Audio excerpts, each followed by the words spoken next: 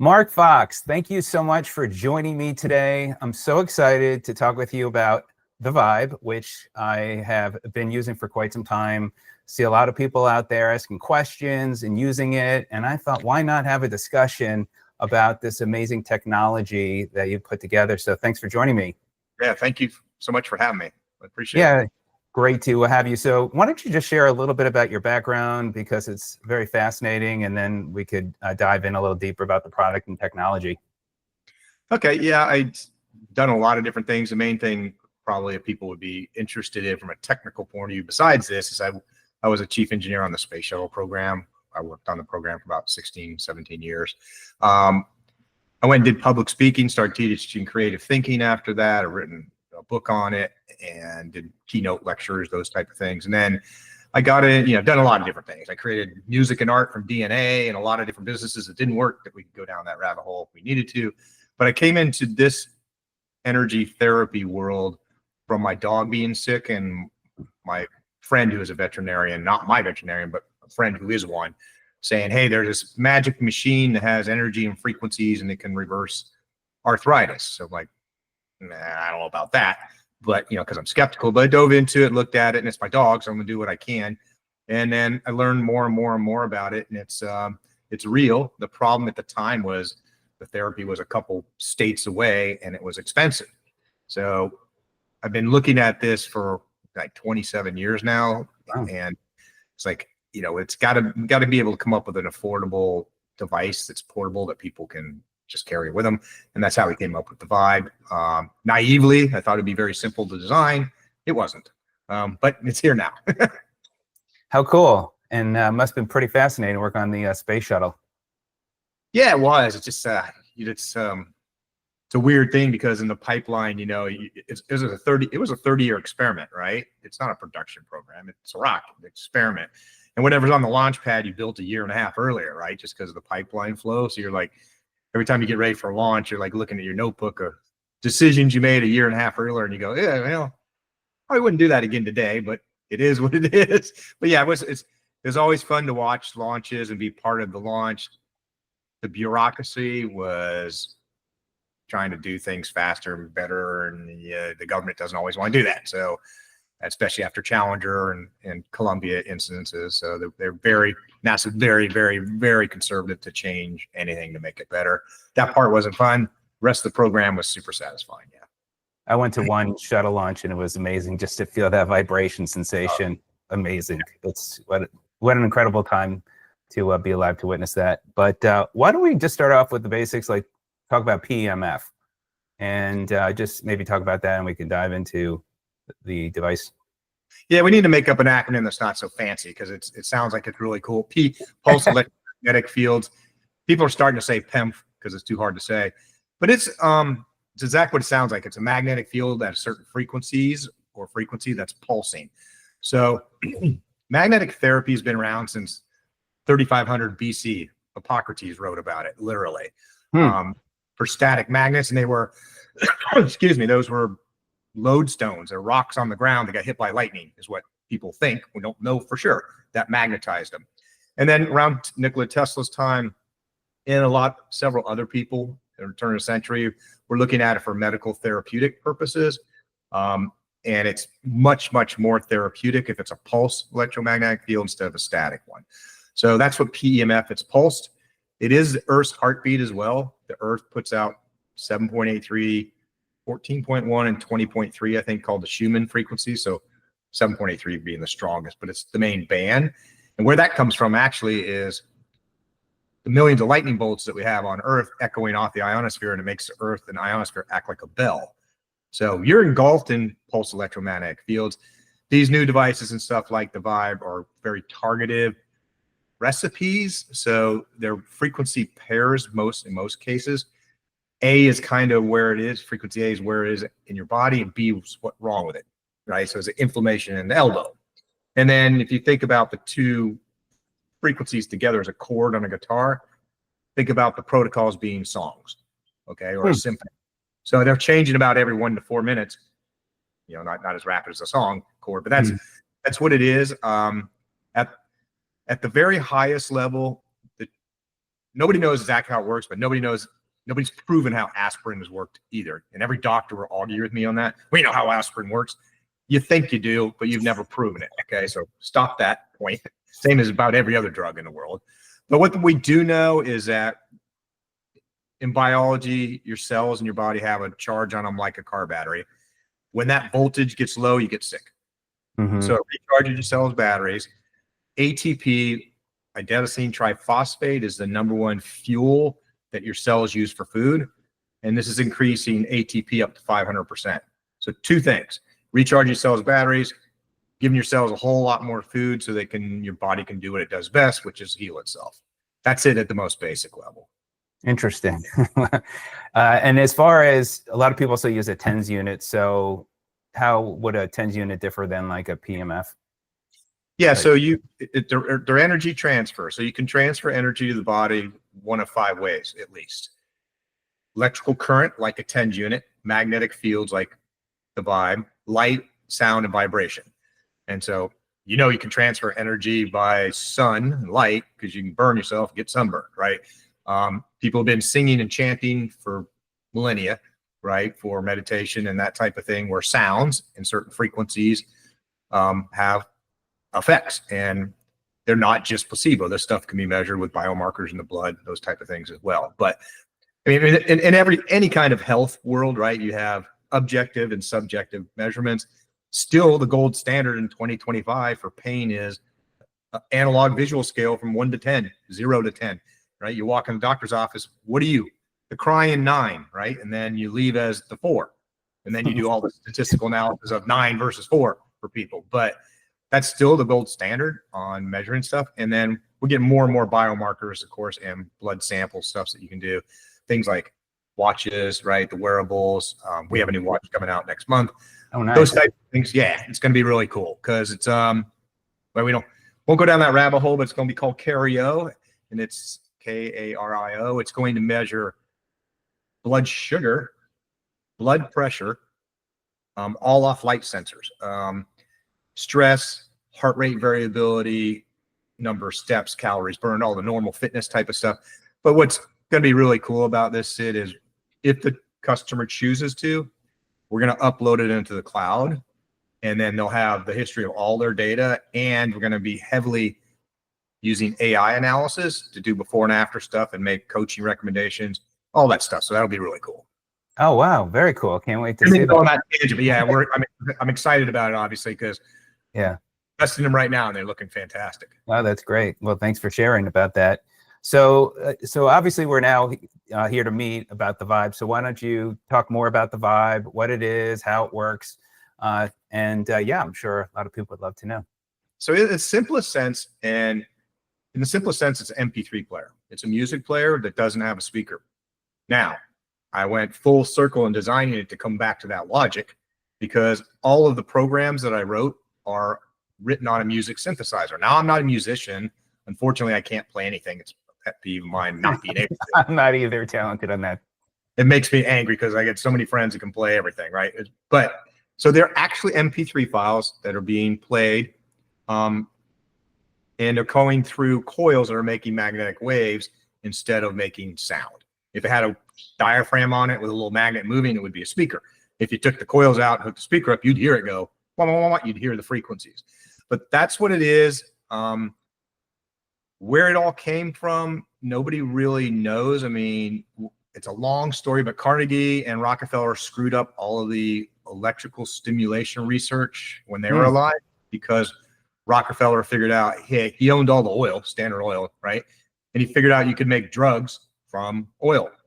So if you weren't doing drugs or surgery, anything besides that, you get your license pulled, because they own the medical association at the time, the equivalent, and they stopped funding universities. So in the United States, we got way behind on electrical stimulation. The rest of the world moved along.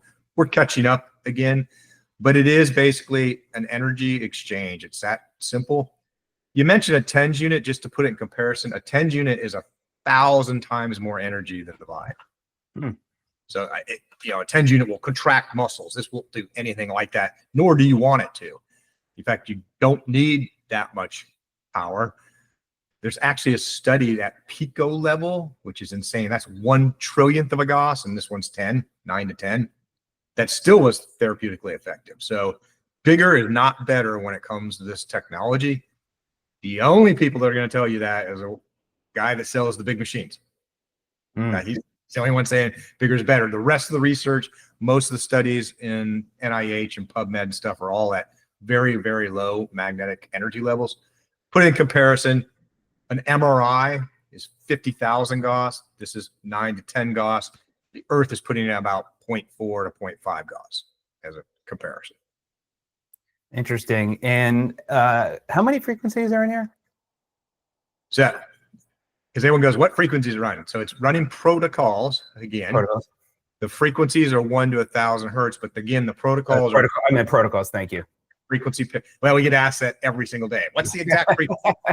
Right. It doesn't run on exact. It's not running on 528 hertz. No, it's not doing that. It's running a symphony. It's not a tone. Right. So it has 60 different protocols on it.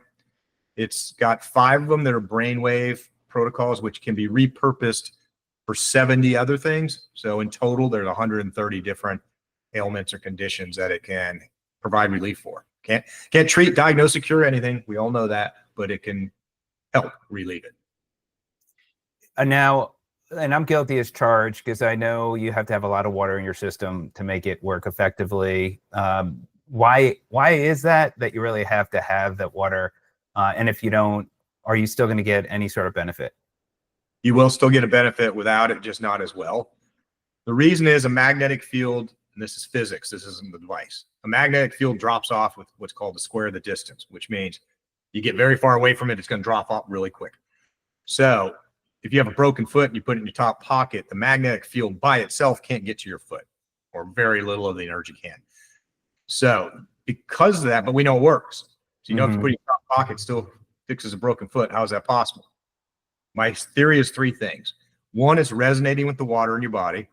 We believe that because we've shown anecdotally that it works better when you're hydrated.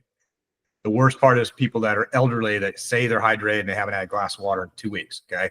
That's probably the worst one, but it still works, just not as well. Number 2, if you remember from high school class or physics or science, if you have an alternating magnetic field, it's going to make an alternating electrical current and vice versa, Faraday's law.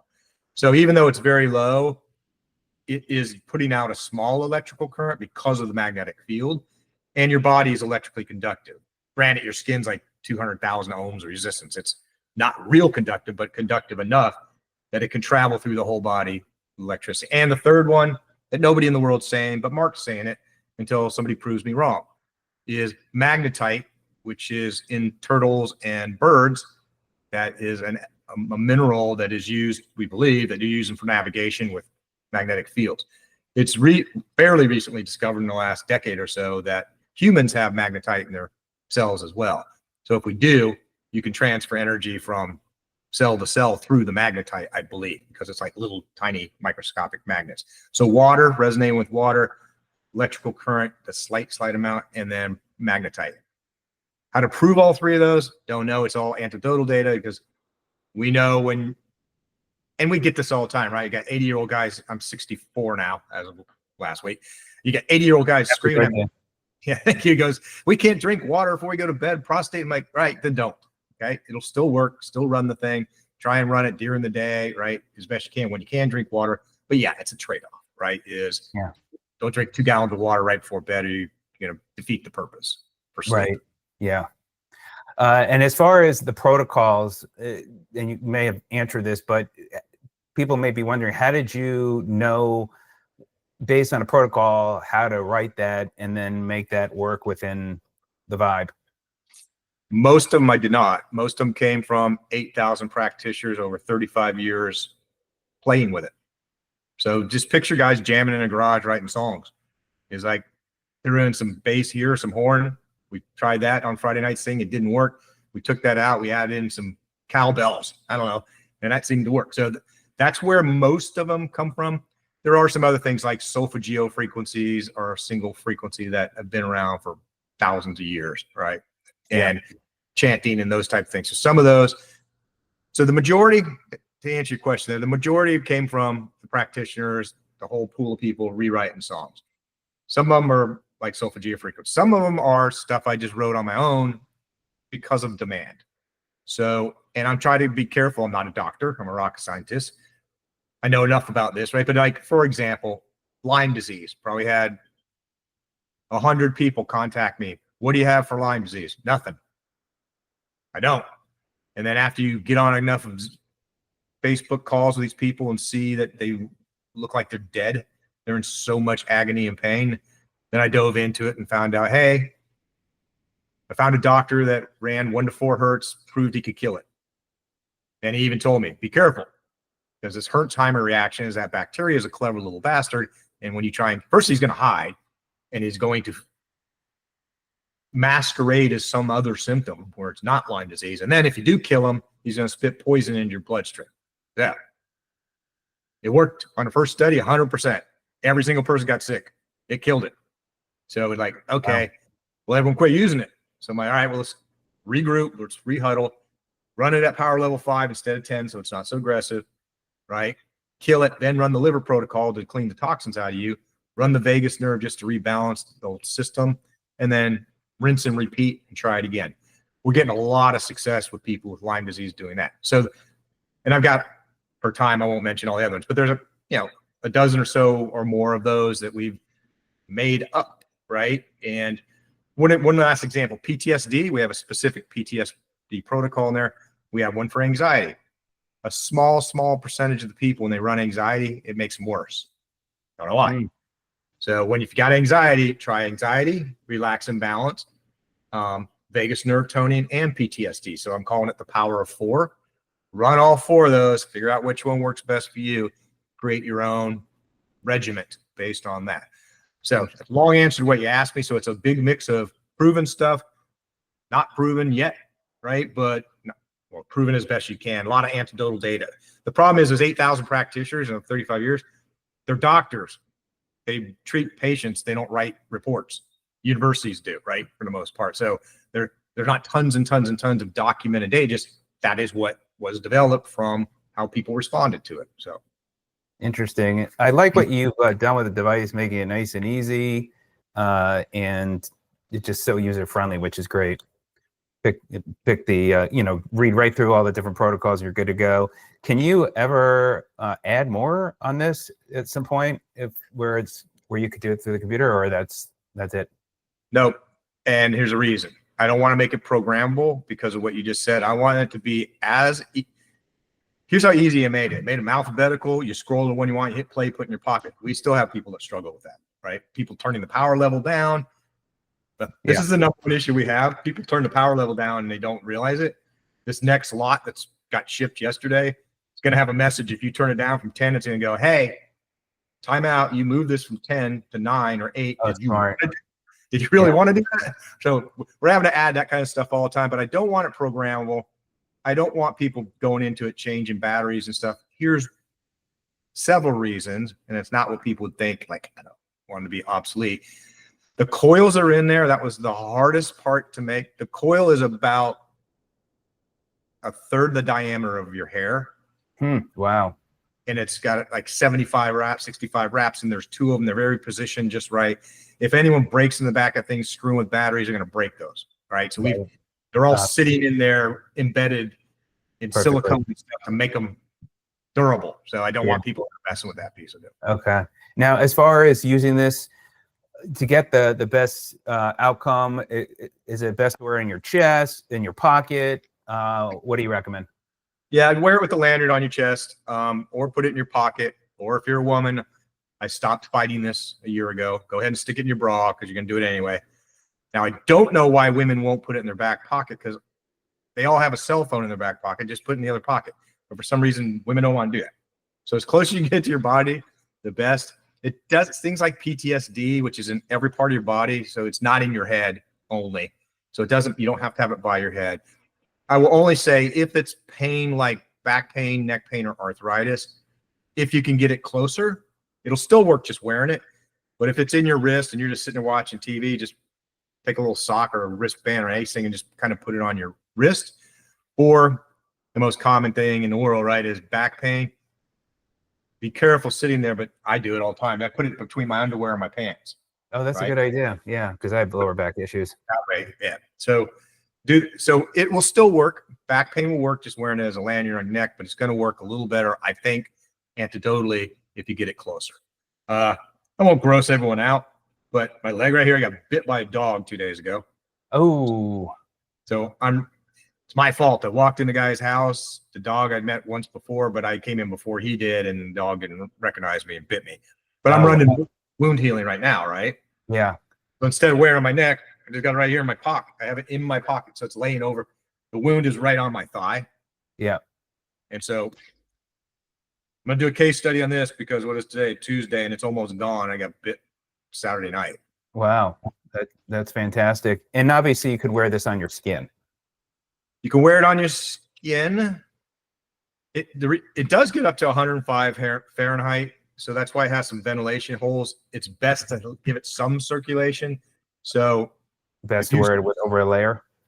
you don't have to, but Okay. if you're a larger person or you sweat a lot, just be cautious of it. If you got up against your skin running a 3-hour protocol, you might get moisture in it. If you do, hit it with a blow dryer. Everyone listen to me. Rice won't work. Okay.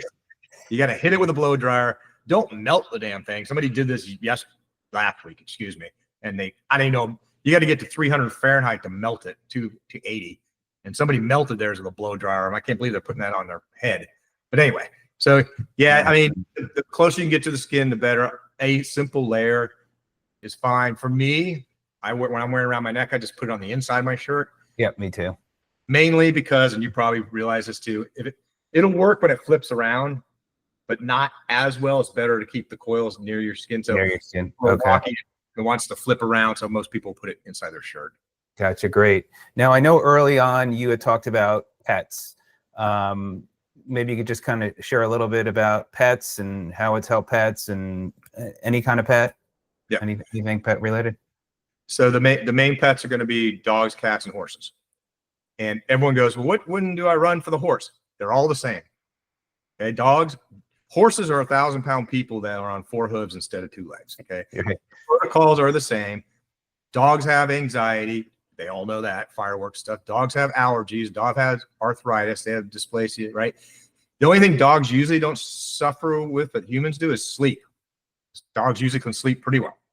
But horses have all the same thing. They have inflammation from riding. They have allergies. They have asthma. They have tendon issues from barrel racing, all those things. So it's the same device, even giraffes, and everyone laughs at that. But yes, we tried to test giraffes, see if we could get them to mate. Okay.